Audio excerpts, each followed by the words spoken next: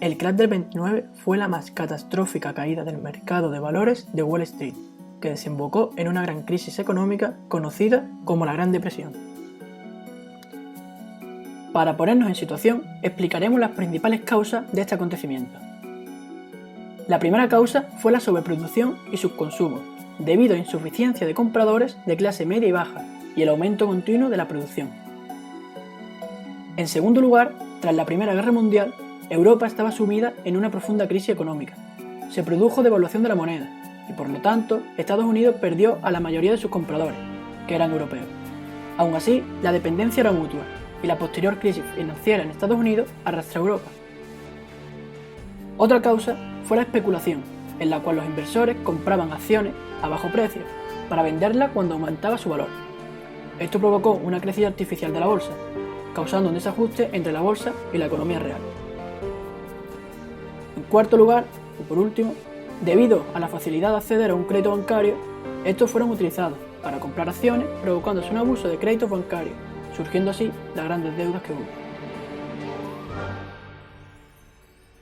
Todo comenzó el miércoles 23 de octubre de 1929, cuando los precios se desplomaron en el mercado de valores de Nueva York, situado en el número 11 de Wall Street. Nadie esperaba esta situación tras la subida continua de los precios de las acciones durante años, pero el problema vendría el día siguiente, el conocido como Jueves Negro, donde se pusieron a la venta un número elevado de acciones a un precio cada vez menor, siguiendo esta tendencia durante los días siguientes. A partir de ese momento se produjo el fin del alza de los valores, produciendo que muchos inversores intentasen vender sus acciones con el objetivo de devolver el dinero que habían pedido prestado. Consecuentemente, se produjo una crisis que inicialmente fue financiera, pero que paulatinamente se extendió por los demás sectores de la economía mundial, afectando gravemente a todos ellos. La crisis pasó de las finanzas a la industria y desde Estados Unidos al resto del mundo. De esta manera, la crisis adquirió un carácter globalizado. A la industria le resulta difícil comercializar, porque las creencias en los conceptos de crédito y la credibilidad del sistema bancario se han derrumbado. La lucha por ganar dinero para continuar operando y pagar salarios es intensa. El resultado fue una bajada en la fabricación. En los 3 años posteriores al crack, la producción de automóviles fue aproximadamente una cuarta parte del pasado. El número de desempleados también aumentó considerablemente. En 6 meses aumentó más del doble. Os preguntaréis cómo afectó la crisis de Wall Street a la economía de Estados Unidos. Pues el crash de Wall Street no fue causa de la Gran Depresión, pero sí marcó su inicio. El presidente Herbert Hoover era reacio a que el gobierno entrara en crisis, creyendo que por una postura más laissez-faire alentaría a las empresas y los bancos a enderezar la economía. Su carácter no ayudó a su argumento y fue ridiculizado por parecer que no le importaban lo suficiente sus conciudadanos. Aquellos que tuvieron más fuerza por la Gran Depresión, cuyas casas fueron embargadas, vivían en barrios marginales, apoyados Hoover Bears. No es sorprendente que Hoover fuera destituido de su cargo en las elecciones presidenciales de 1932. Su sucesor, Franklin Roosevelt, ganó con un 57,4% de los votos.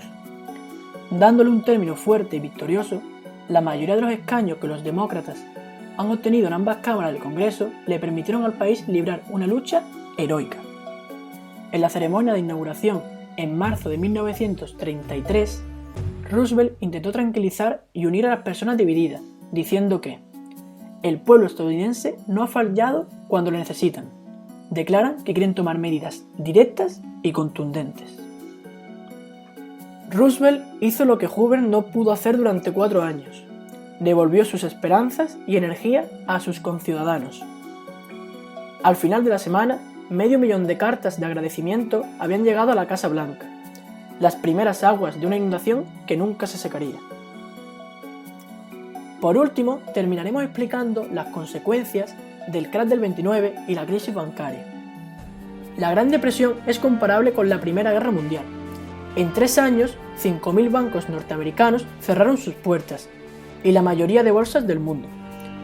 Los americanos no solo dejaron de prestar al exterior, sino que reclamaban la devolución de sus préstamos. 30 millones de trabajadores estaban desempleados y había grandes almacenes sin venderse. En las consecuencias sociales destacamos entre ellas el paro. En el año 1932 en todo el mundo había 40 millones de parados. Este paro se dividía en paro total y parcial.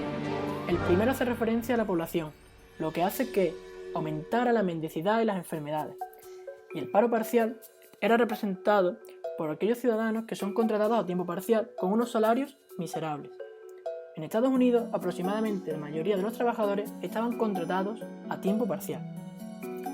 Esto afectó también a los jóvenes casi con mayor dureza, ya que para ellos era más difícil encontrar trabajo, porque apenas tenían experiencia laboral. Los centros educativos no podían soportar la prolongación de la escolaridad de los alumnos, por lo que el nivel cultural del país disminuyó. La segunda consecuencia social a la que vamos a referirnos es el descenso demográfico. Esta situación está provocada por la extensión del paro y el descenso en el nivel de vida, pero a todo esto también ayudó el aumento de los índices de mortalidad, provocado por la escasa alimentación. Otra consecuencia fueron las migraciones. En Estados Unidos, entre 1932 y 1935, las salidas de población superaron a las entradas, como nunca antes había ocurrido. En tercer lugar, cabe destacar que esta crisis no afectó de la misma forma a toda la población, surgiendo así diferencias sociales. Los grupos beneficiados son aquellos que perciben unos ingresos fijos, como los rentistas o los funcionarios. Por el contrario, fue muy perjudicial para los pequeños accionistas, que fueron los primeros afectados, arruinándose sus empresas. Los grandes empresarios sufrieron importantes quiebras en sus negocios, pero aún conservaban sus patrimonios personales, que no mermaron mucho. Aún así, al pedir préstamos, todo tipo de ciudadanos, desde accionistas hasta zapateros, por ejemplo, y tras el crash de la bolsa, muchos de estos se arruinaron, y como dijo Will Rogers en aquella época, había que hacer cola para conseguir una ventana donde tirarse, y por lo tanto, en esta época, el número de suicidios aumentó como nunca antes en Estados Unidos. También sufrieron las consecuencias los profesionales liberales, abogados, profesores, puesto que vio reducida su clientela. Otra parte afectada fueron los agricultores y obreros. Los primeros se vieron desolados por los precios y los segundos por el paro o por los trabajos precarios. Por último, terminaremos nuestra explicación con las consecuencias políticas. Durante la crisis, los partidos socialdemócratas tuvieron que colaborar con el capitalismo y renunciar a algunas de sus conquistas sociales. Así, las diferencias entre socialismo y comunismo son más claras. Pero la consecuencia más importante de esta crisis es el ascenso de los movimientos fascistas en Europa, como por ejemplo en Alemania. Mi compañero Fran Salido y yo, José Miguel López, esperamos que os haya gustado. Un saludo.